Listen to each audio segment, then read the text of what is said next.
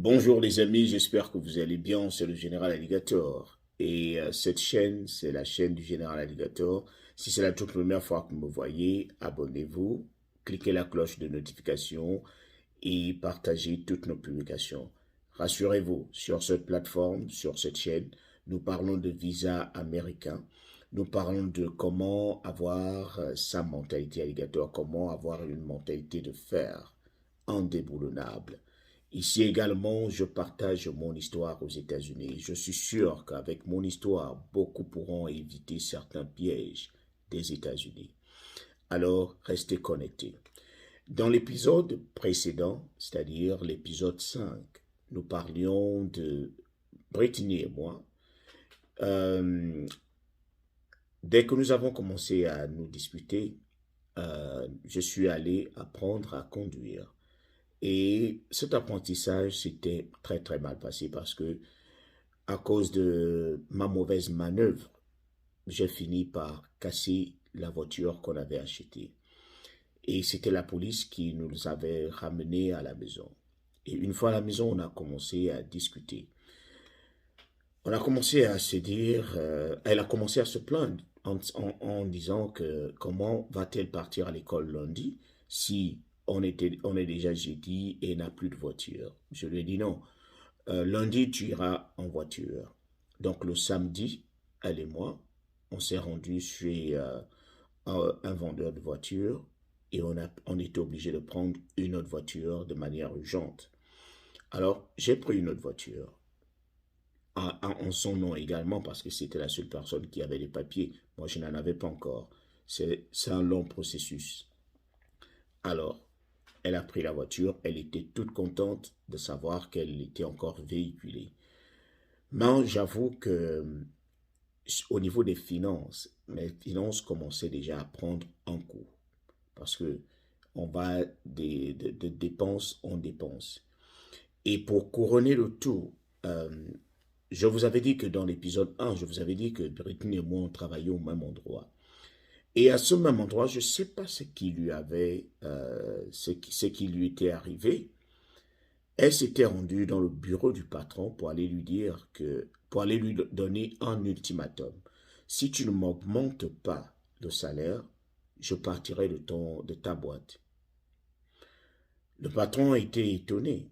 Et elle ajouta en disant que j'ai déjà un autre endroit où j'irai travailler si tu ne m'augmentes pas le salaire, sans pourtant me consulter parce que je n'étais pas au courant. Je viens être au courant grâce au patron qui m'appelle, il m'appelle dans son bureau, il me dit, mais ton épouse est venue me voir pour me menacer en quelque sorte en me disant que si je n'augmente pas son salaire, elle va partir de la boîte. J'ai dit, je n'étais pas au courant. Il dit, non, va lui parler parce que ce n'est pas, on n'augmente pas le salaire comme ça de but en blanc. Elle dit que ça fait 1 an qu'elle travaille avec moi, je suis d'accord, mais ce n'est pas comme ça qu'on fait des augmentations. Donc je suis allé voir Brittany, je lui ai dit non, un singe ne lâche pas une branche sans se rassurer que la prochaine branche a été bien saisie, ou bien sans se rassurer qu'il va saisir la branche qu'il vise. Tu ne peux pas partir d'un boulot sans te rassurer que le nouveau boulot est bien ou est mieux que là où tu pars. Elle ne m'a pas écouté. Elle, non, non, non, j'ai envie de quitter. Ça fait 1 an que je travaille, ils ne veulent pas m'augmenter. Je lui ai dit, calme-toi.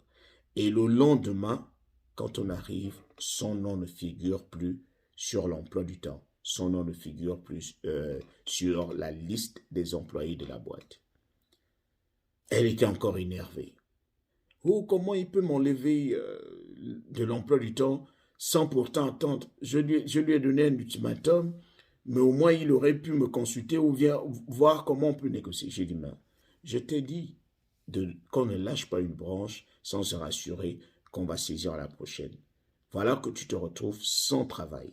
Et pourtant, le patron m'a appelé par respect. Pour moi, il m'a appelé pour me dire te parler, tu n'as pas voulu comprendre. Donc finalement, elle a été virée de la boîte. J'étais maintenant le seul à travailler. Donc toutes les dépenses de la maison étaient déjà sur ma poche.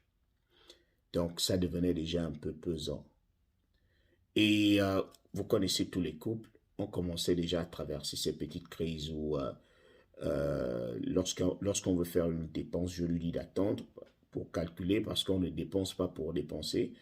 Il faut, je suis resté la seule force financière, donc il ne faudrait plus que les dépenses soient faites de manière anarchique, ce qui créait maintenant des tensions. Et ce qui m'énervait, c'est que lorsque j'étais au boulot, puisqu'elle ne travaillait plus, elle restait à la maison, elle allait seulement me déposer au boulot, elle revenait me chercher à 4 heures du matin. Alors, je me rappelle ce jour-là, euh, je suis au boulot et elle m'appelle, elle me dit non, il y a mon ami qui veut qu'on sorte. Vous vous rappelez de sa copine, sa meilleure amie qui vit avec nous. Sa meilleure amie lui dit non, je veux qu'on aille se balader, qu'on, qu'on essaie un peu de chasser les mauvaises idées qui sont dans nos têtes. Donc, elles sont allées boire. Et lorsque moi je finis le boulot, je l'attends, je l'appelle, je dis, mais tu es à quel niveau? Elle me dit, non, tu ne vas pas croire ce qui nous est arrivé. Je dis, mais qu'est-ce qui se passe? Oh, je suis bien rentré, on est bien rentré, je suis allé parquer la voiture, mais je sors, la voiture n'est plus là.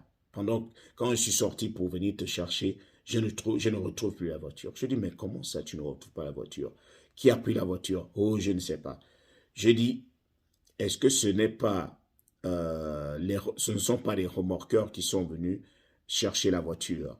Parce que ici, il y a une loi, si tu parques la voiture au mauvais endroit, même si c'est dans une résidence, lorsque vous habitez quelque part et que lorsque vous habitez dans un complexe, vous êtes censé avoir un autocollant prouvant que vous habitez là.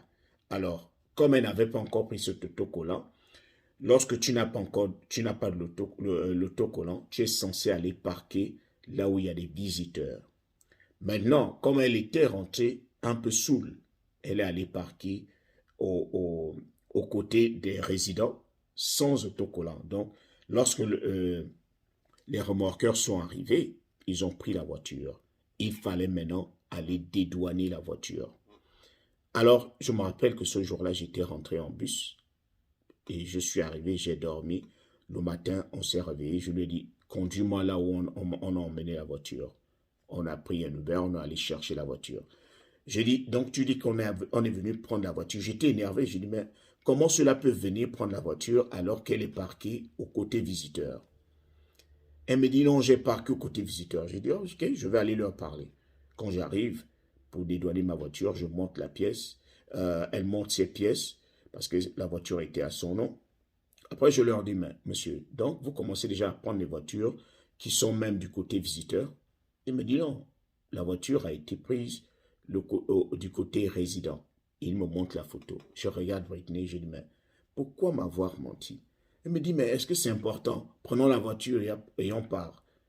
Je dis non, c'est important parce que je ne sais pas dans quel état tu es rentré la nuit avec ton ami et ça fait en sorte que je vienne dépenser de l'argent inutilement. Alors que cet argent, je suis resté la seule force financière, cet argent, on aurait pu l'utiliser pour autre chose.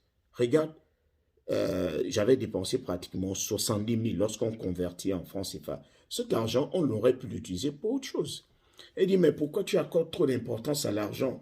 Hein? Ça, c'est quel mariage où on accorde trop d'importance à l'argent? Je dis, mais tu parles de quel mariage? Tu ne travailles plus. Je suis le seul à gérer maintenant les dépenses et toi, tu te permets de te pavaner encore et de créer d'autres dépenses. Donc, on a commencé à échanger et ça commençait déjà à aller en bourrique. Donc, chacun, comme je vous le dis toujours, lorsque vous êtes marié et que vous étiez sans papier, vous êtes sans papier, vous vous mariez, à un certain niveau, vous allez vous asseoir dans un petit coin, vous dites, ah, qui m'a même envoyé. J'aurais pu éviter cette fille depuis. J'ai vu des cartons rouges, il y a eu des alertes, beaucoup d'alertes rouges. J'aurais pu l'éviter, j'aurais pu ne pas me marier. Pourquoi me suis-je marié à cette fille-là? Donc, c'est-à-dire que vous avez du mal à comprendre. La fille qui avait un certain comportement exemplaire bien avant que vous ne vous mariez et la fille avec laquelle vous êtes marié. Je commence à me dire, mais je ne comprends pas. Elle a deux personnalités ou je ne sais pas, c'est moi qui suis en train de perdre la tête. Donc, c'était déjà comme ça. Et le comble, lorsque nous rentrons, 2 jours après, elle me fait comprendre que l'électricité est venue à 600 dollars. Je dis, mais comment ça? Nous ne sommes que 3 dans la maison. Il y a à peine, on vient d'aménager, il y a encore quelques trucs que nous n'utilisons même pas encore. Comment l'électricité peut aller jusqu'à 600 dollars? C'est là où elle vient me faire comprendre que comme la facture d'électricité était à son nom et que là où elle restait, l'appartement où elle restait avec son ex, il ne payait plus le courant. Donc, ces aérés de son ancien appartement avec son ex sont venus la retrouver. Il y avait plus de 600 dollars d'aérés. Donc, les gars, son ex et elle ne payaient même pas les factures, ne payaient pas de factures. Et lorsqu'elle vient mettre la facture, la nouvelle adresse en son nom, toutes ces dépenses, tous ces aérés sont venus s'inclure à la charge de l'appartement. Donc, je me retrouve encore avec 600 dollars à payer. Je dis, mais comment tu te retrouves avec des dettes? Qu'est-ce que vous faisiez, ton ex et toi? Tu travaillais. Oh, je n'avais pas de compte épargne, tu sais très bien. Je ne gagnais pas assez. Mais lui, il faisait quoi? C'était lui l'homme de la maison. Oh, il ne faisait rien. C'est pour ça que je suis parti. Je l'ai laissé.